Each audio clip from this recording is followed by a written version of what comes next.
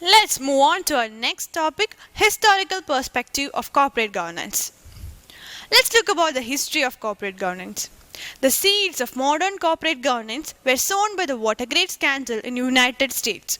The universal movement corporate governance started from mid 1980s and extended up to 1997.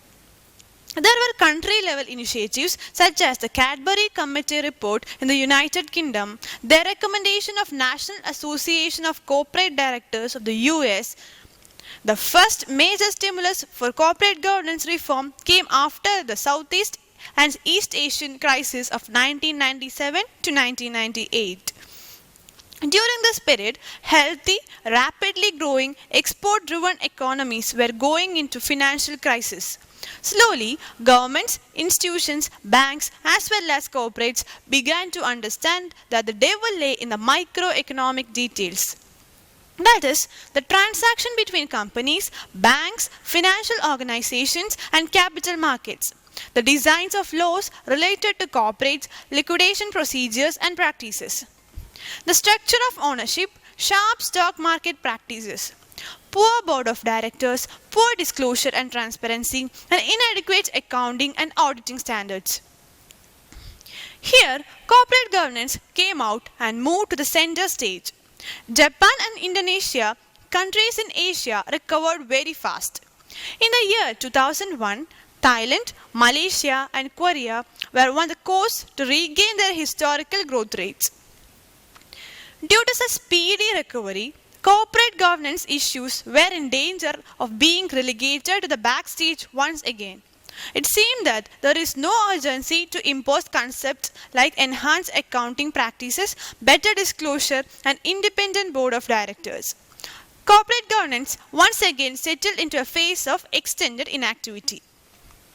In 2001, when global corporate governance movement was going on to a bit of hibernation, disaster of Enron happened, followed by other scandals involving large US companies such as Quest, Global Crossing, and the exposure of lack of auditing that eventually led to the collapse of Andersen.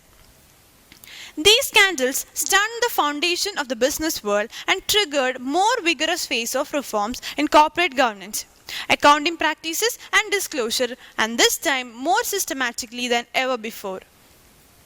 In June 2002, Enron filed for bankruptcy and US Congress introduced Sarbanes-Oxley bill. This piece of legislation called SOX brought with fundamental changes in the area of corporate governance, specifically for factors related to auditor independence, conflict of interest, and corporate responsibility, and enhanced financial disclosures. The SOX Act was introduced by the US President on 30th July 2002. Although India have been fortunate in not having to go through the pains of enormous corporate failures like Enron and WorldCom, it has not been found wanting its desire to further improve corporate governance standards. In the year 2002, the Department of Company Affairs under the Ministry of Finance and Company Affairs appointed Naresh Chandra Committee to examine various corporate governance issues.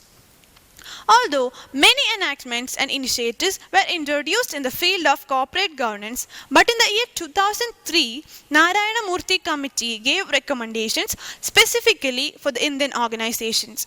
Later, on the year 2005, J.J. Irani Committee was constituted to make India globally competitive.